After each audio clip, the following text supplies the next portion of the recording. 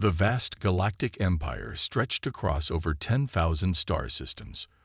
For centuries, their expansion had gone unchallenged. Smaller civilizations either joined willingly or were conquered and absorbed. Emperor Tejo sat on his crystal throne aboard the command ship Eternal Dominion *. The massive vessel served as both the mobile imperial palace and the flagship of the Empire's mighty fleet. Today, his attention focused on a holographic display of a small blue planet. "Tell me about this world," Emperor Tejo commanded, his voice echoing through the throne room. Scout Commander Doyen stepped forward and bowed deeply. "Your Imperial Majesty, we have completed our assessment of the third planet in this unremarkable yellow star system. The natives call it Earth and themselves humans." Doyen activated a series of images showing Earth's cities, military bases, and orbital installations. "These humans are barely capable of interplanetary travel," Doyen reported with a hint of amusement.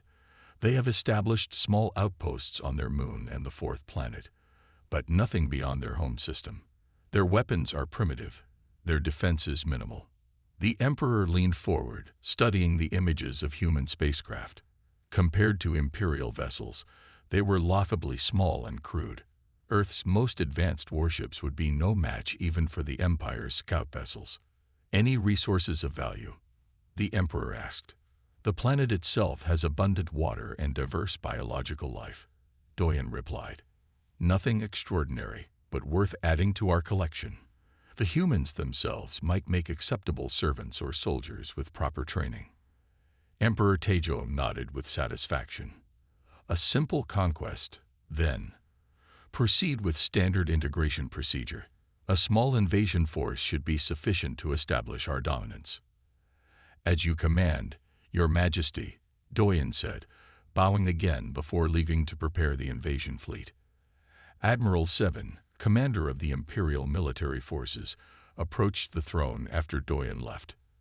"Your Majesty, is it wise to commit resources to such an insignificant world? There are more valuable systems we could target." The Emperor waved his hand dismissively. "The cost is minimal, and our borders must continue to expand in all directions. Even small gains add to our glory." 2 weeks later, a fleet of 20 Imperial warships emerged from hyperspace at the edge of the Sol system. The ships were impressive by any standard except the Empire's own. This was merely a fraction of their military might, deemed more than sufficient for the task. Captain Juno commanded the lead ship, the Swift Justice *. He had participated in a dozen such conquests and expected this one to follow the usual pattern. A show of force, the natives' terror and surrender, then integration into the Empire. "Entering Earth orbit in 10 minutes, Captain," his navigation officer reported. "Excellent. Prepare to broadcast the standard surrender demand once we're in position," Junho ordered. As the Imperial ships approached Earth, they detected numerous small vessels rising to meet them. Human military craft, primitive by Imperial standards. "They mean to fight?" Junho asked incredulously. "Scan those vessels. Let's see what we're dealing with." His tactical officer quickly analyzed the approaching human fleet. "Sir, they appear to be armed with only chemical explosives and basic energy weapons. Nothing that could penetrate our shields. They have no hyperspace capability. Their communication technology is primitive. They are still using radio waves." Junho laughed. "They'll learn quickly enough. Target their largest vessel with a low-power demonstration shot.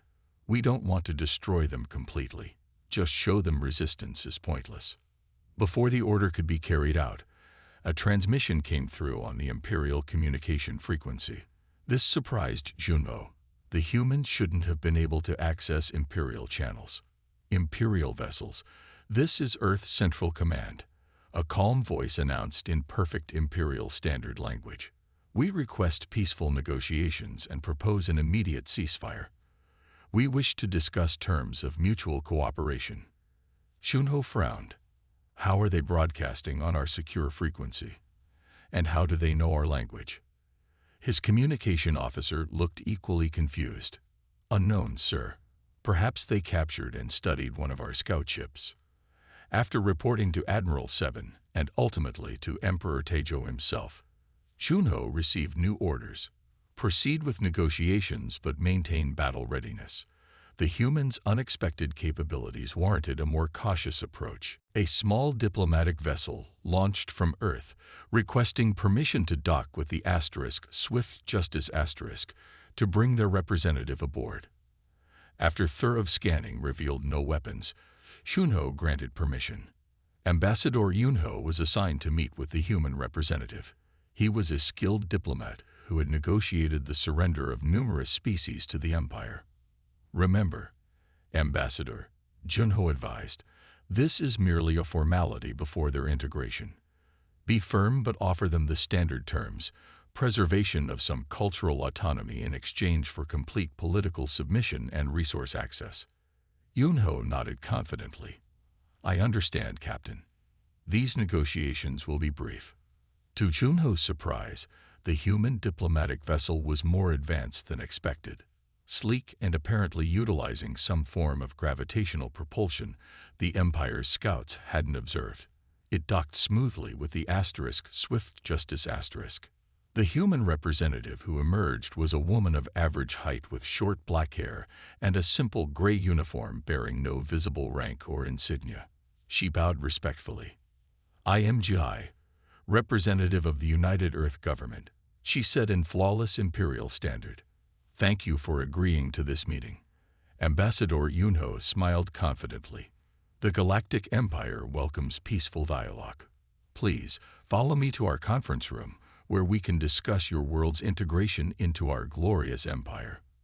Jai's expression revealed nothing as she nodded. We wish only to discuss terms that will benefit both our peoples. As they walked through the corridors of the Imperial ship, Jai glanced briefly at various systems and technology, her eyes quickly taking in details that Yunho failed to notice. When they passed security checkpoints, she observed the guard rotations and weapons with subtle interest. Ambassador Yunho remained unaware of her assessments, believing himself to be in complete control of the situation. Like the Empire itself, he had already decided Earth's fate, never considering that the humans might have plans of their own. What neither Yunho nor any Imperial officer realized was that Earth had detected their scout ships months ago. What they had observed was only what humanity had wanted them to see. Deep beneath the surface of diplomatic calm, Earth's true preparations continued, hidden from Imperial eyes. The massive space station Horizon floated silently among the asteroids of the Kuiper 219 system, over 30 light-years from Earth. To anyone passing by, if anyone ever did in this remote region, it would appear to be just another rocky body orbiting the dim red dwarf star. Its surface matched the surrounding asteroids perfectly, and its heat signature was carefully masked. Inside, however, Horizon buzzed with activity.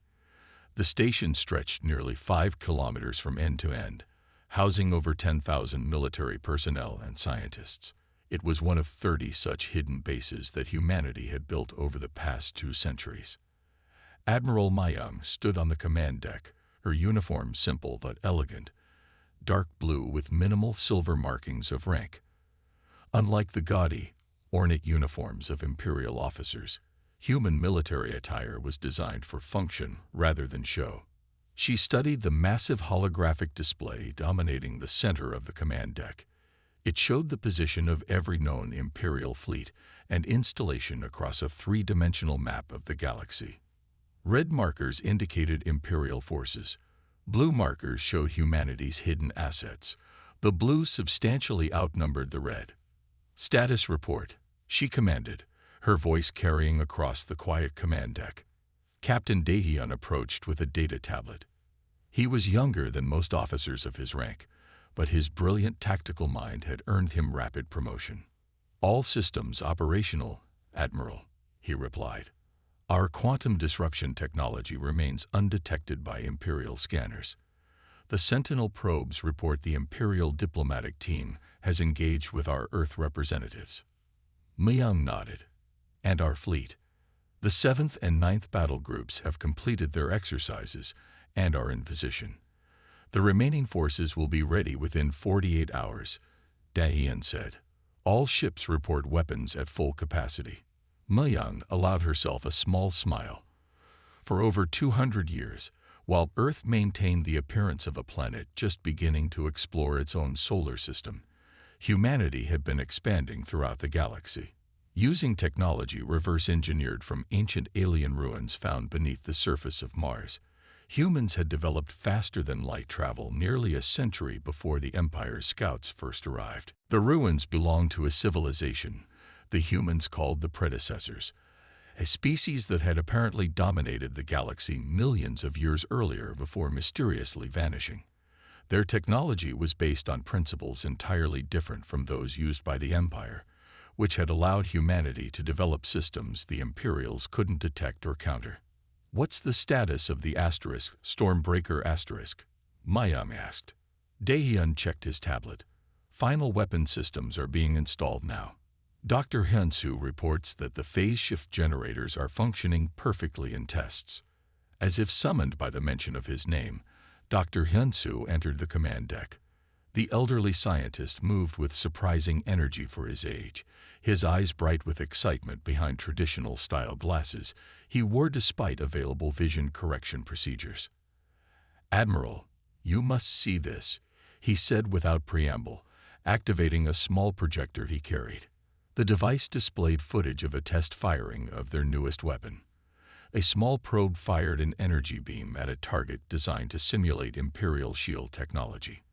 Instead of being stopped by the shield, the beam seemed to simply pass through it, destroying the target completely. "The phase shift technology works even better than we predicted," Hyunsu explained. "Imperial shields operate on a frequency modulation that our weapons can now bypass completely.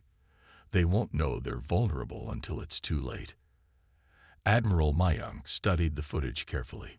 Will they be able to adapt once they see it in action? Hyunsu shook his head. Not quickly. Their entire defensive philosophy is built around their shield technology.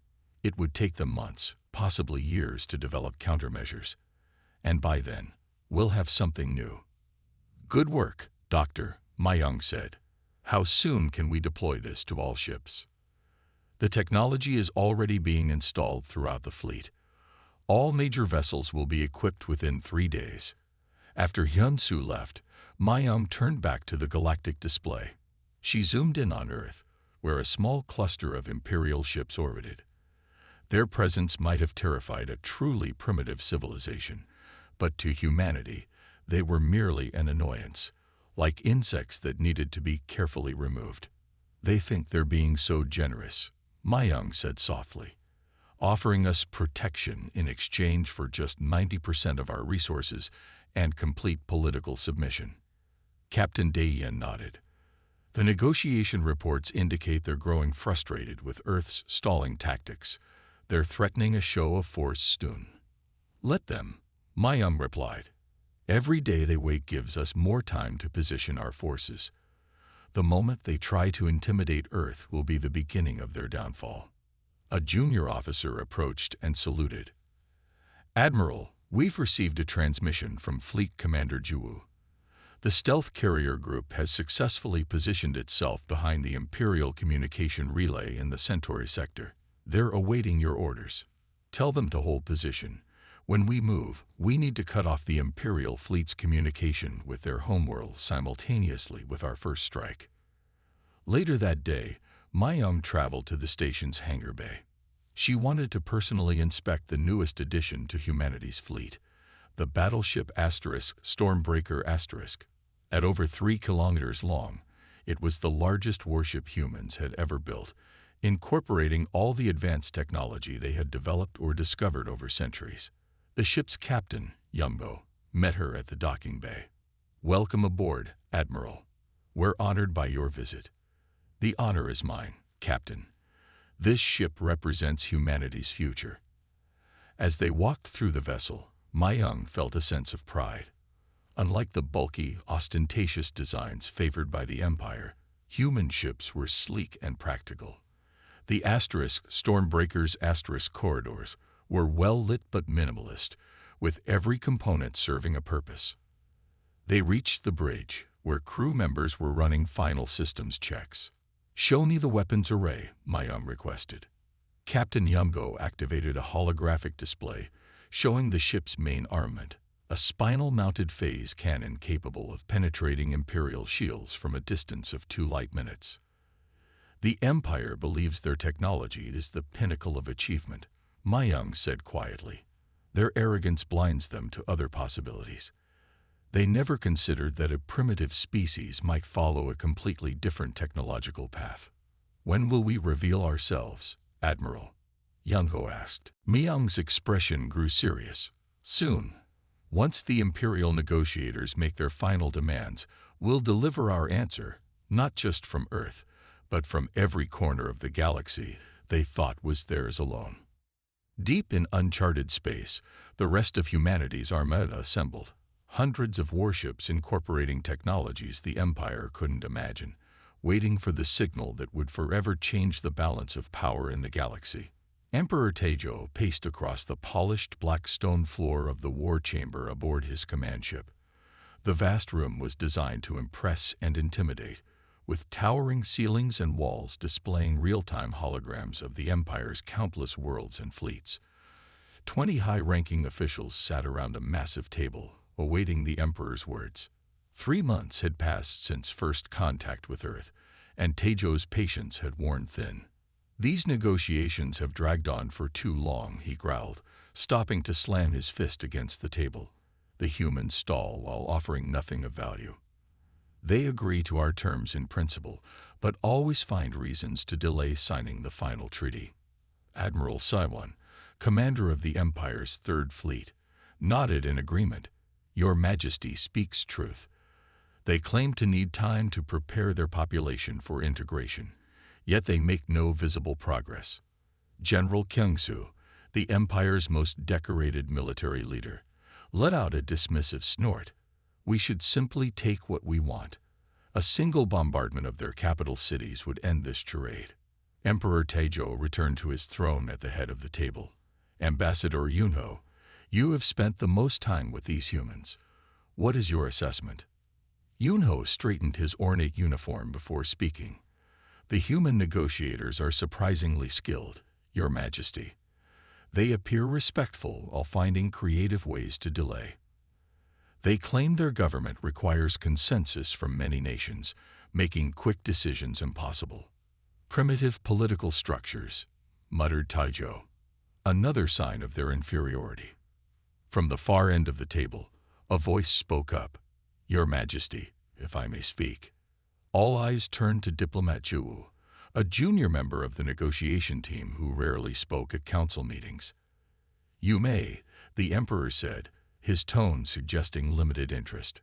Jiwoo stood, bowing deeply. "Your Majesty, honored council members, I believe we may be underestimating these humans. There's something deceptive about them.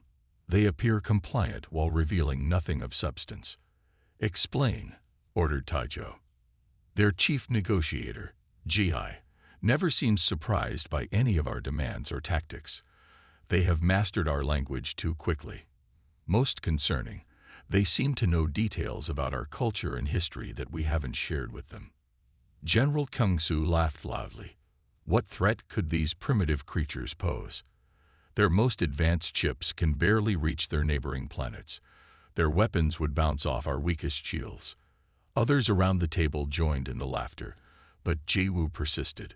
3 of our scout ships near their outer mining colony failed to report back last month. The official report blamed a stellar radiation burst, but the timing seems convenient."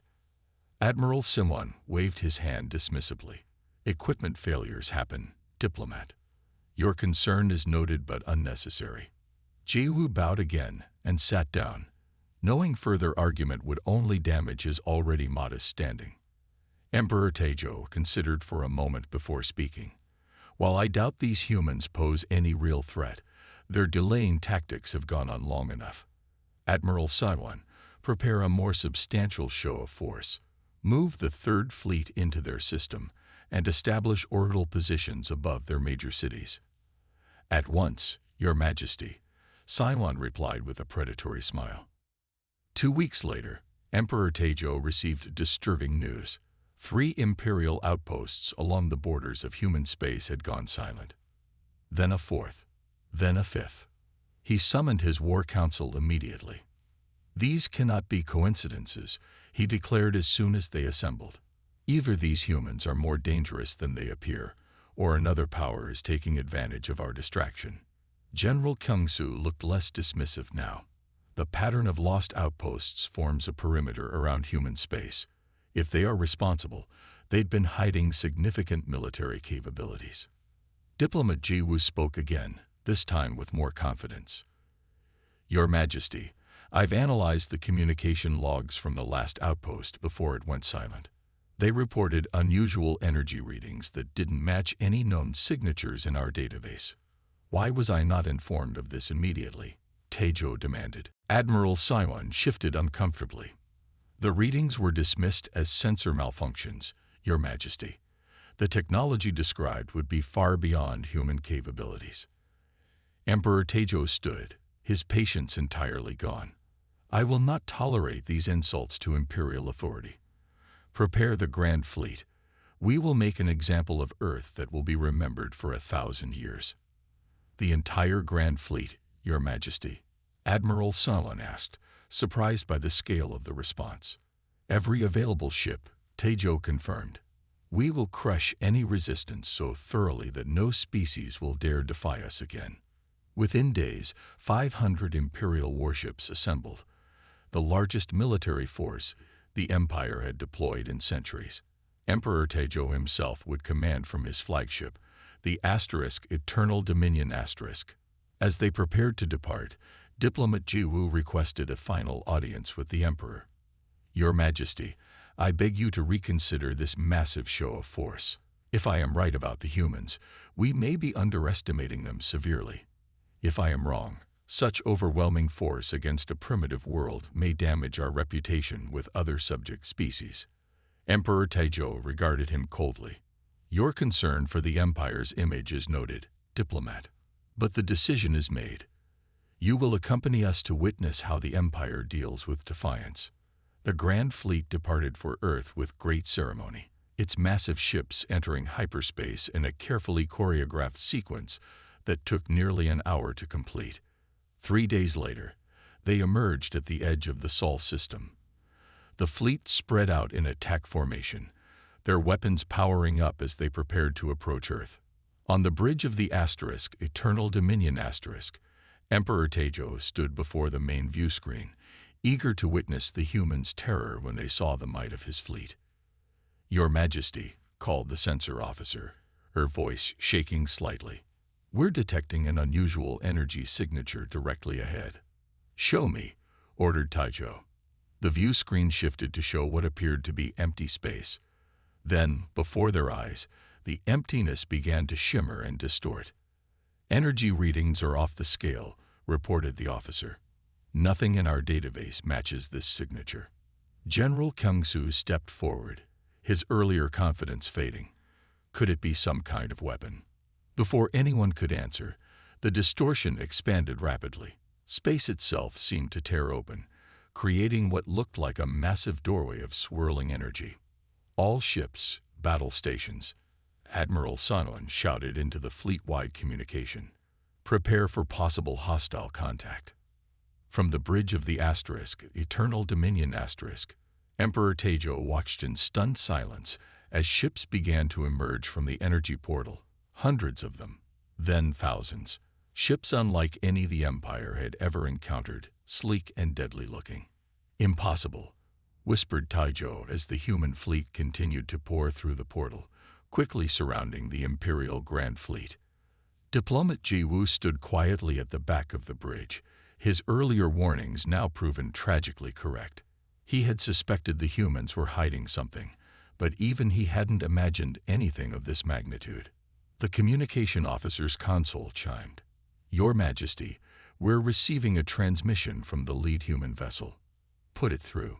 Tejo ordered, his voice hardening as he prepared to face this unexpected challenge.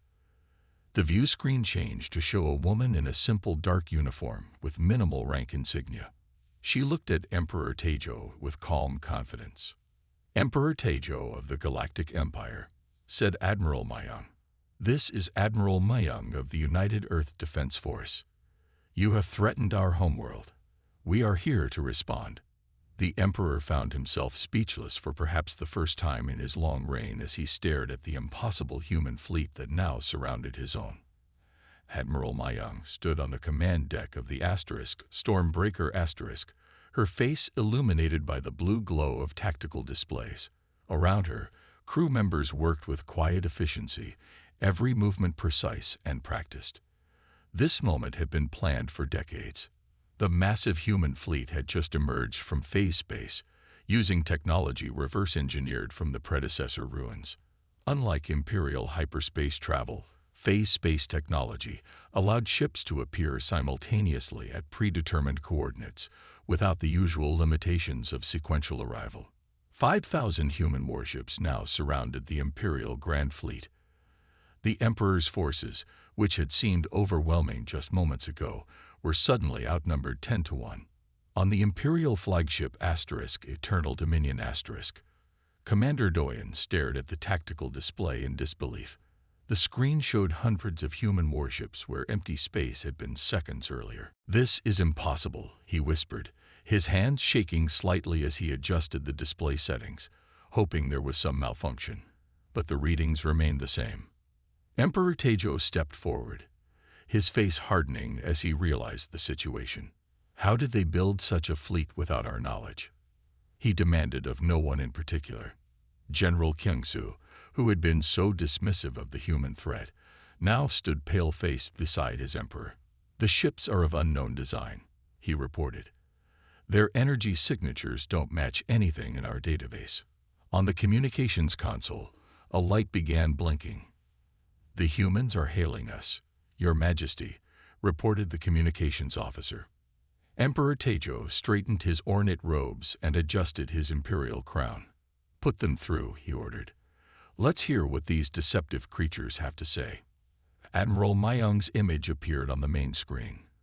Her uniform was simple, practical, with minimal decoration, a stark contrast to the Emperor's elaborate attire. Before she could speak, Emperor Tejo raised his hand. "Unidentified fleet," he said with all the authority he could muster, "you are interfering with Imperial business. Withdraw immediately or face destruction."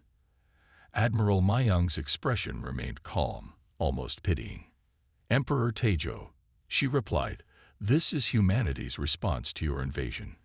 We've studied your technology for decades while you underestimated us. You have one chance to surrender." Laughter erupted from General Kyungsu. "Surrender? To primitives?" he scoffed. "Your ships may be numerous, but they cannot hope to match Imperial technology. Our shields alone make us invulnerable to anything you could possess." Admiral Mayang sighed. "We hoped you might be reasonable. Your shields operate on a modulating frequency that produces a cascading energy field, effective against conventional weapons, but fundamentally flawed against phase-shifted energy." The Emperor's eyes narrowed. "How could you possibly know the details of our shield technology?" "We've had 2 centuries to study your empire," Mayang replied. "While you saw only what we wanted you to see, we were learning everything about you. This is your final warning." Emperor Tejo's face flushed with rage. "No one threatens the Galactic Empire. All ships, open fire. Show these humans the consequences of their arrogance." The transmission cut off, and General Kyungsu turned to the weapons control station.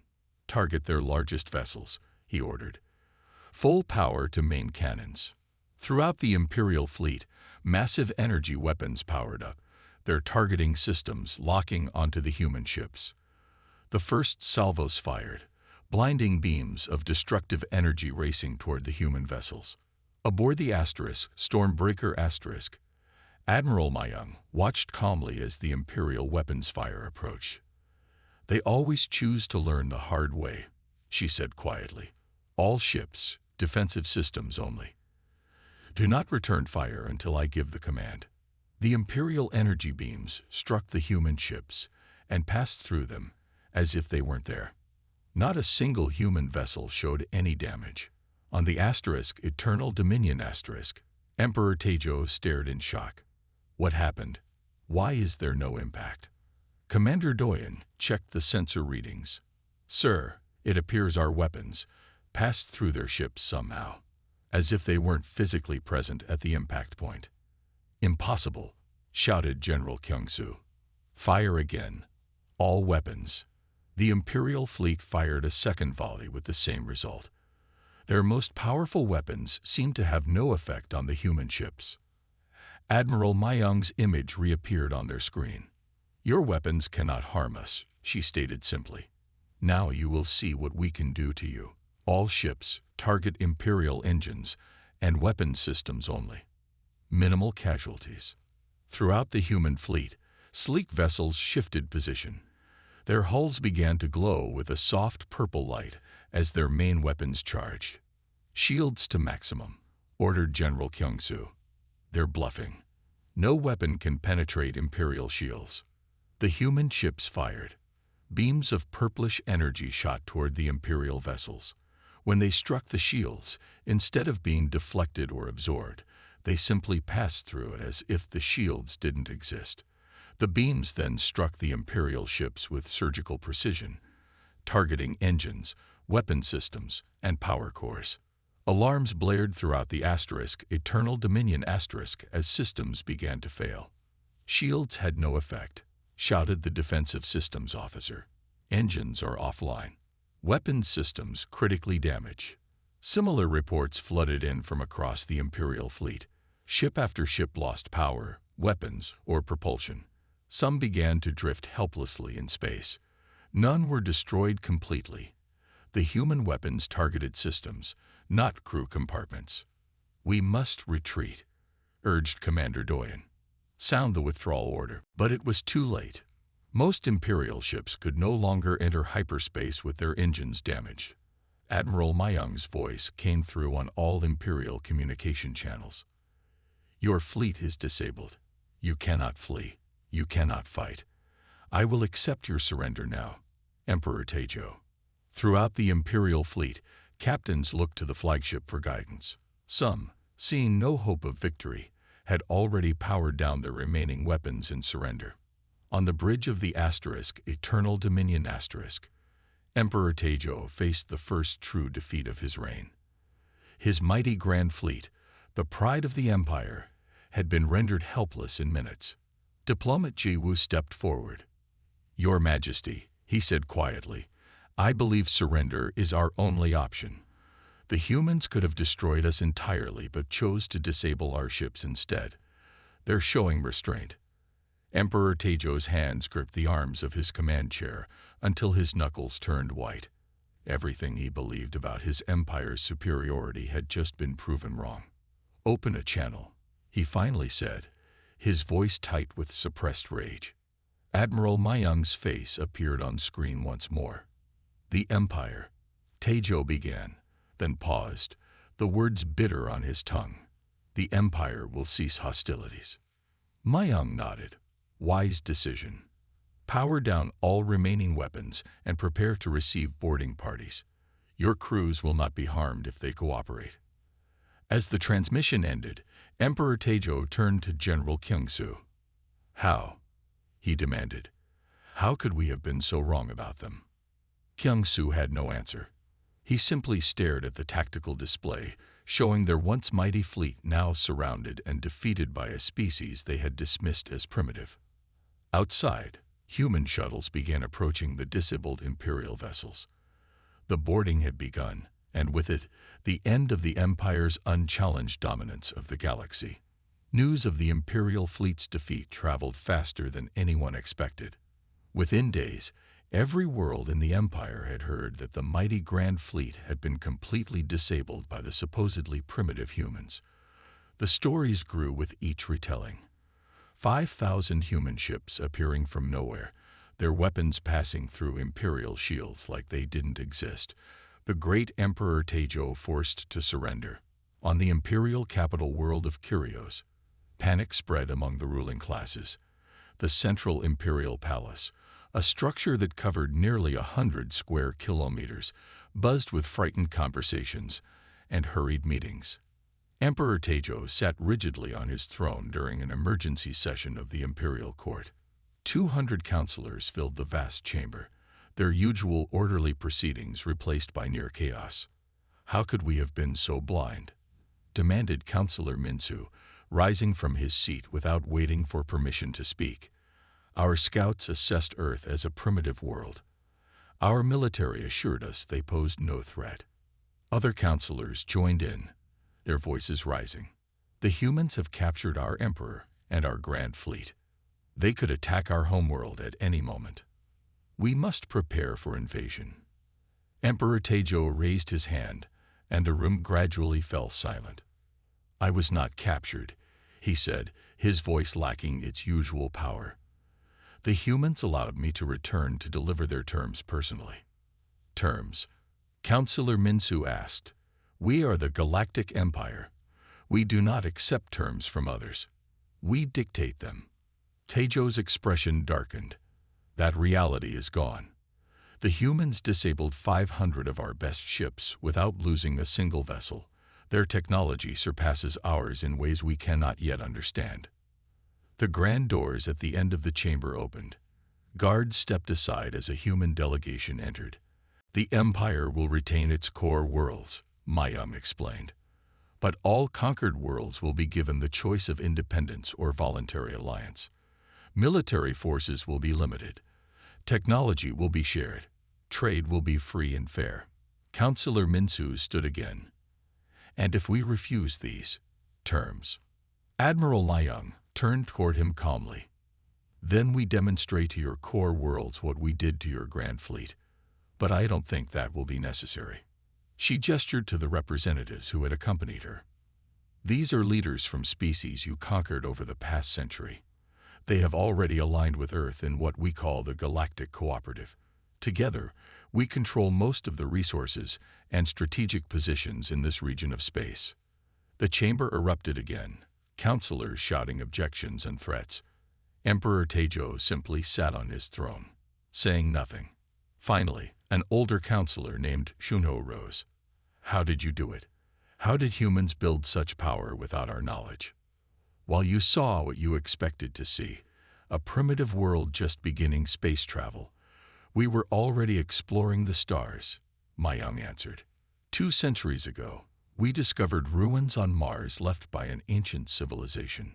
Their technology showed us a different path than the one your empire followed." "And these others?" Chunho asked, gesturing to the non-human representatives. "They approached us after witnessing how we dealt with your scout ships," Mayum replied. "Species you thought thoroughly conquered had their own secrets."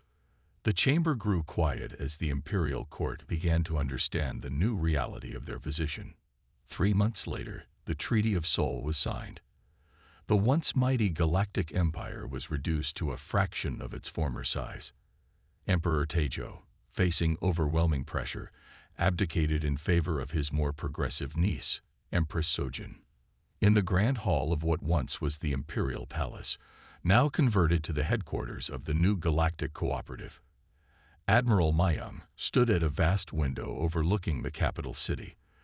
The room had been stripped of its excessive decorations, leaving a more practical but still beautiful space.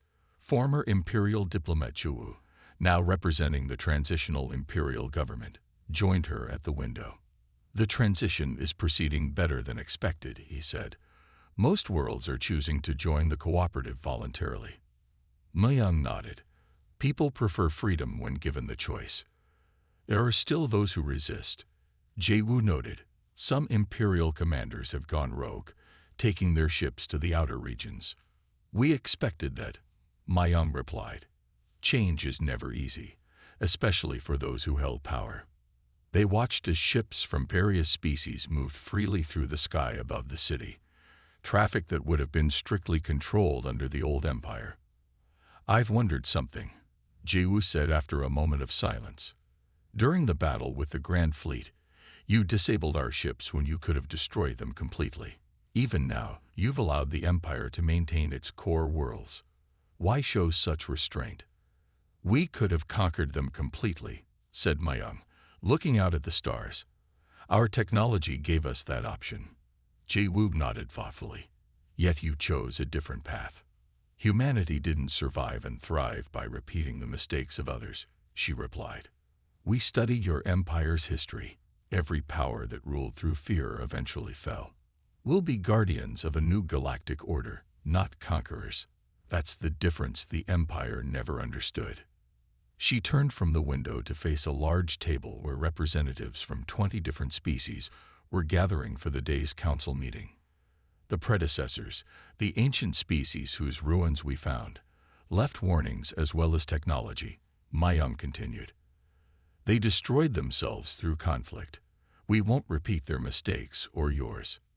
Ji-woo looked thoughtful. I was among the few who suspected humans might be more than they appeared.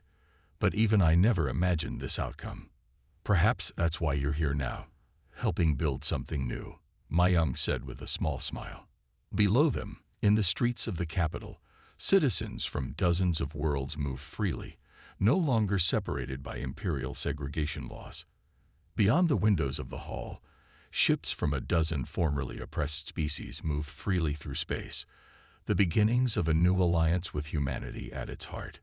It won't be easy, Ji-woo said, observing the diverse council gathering at the table.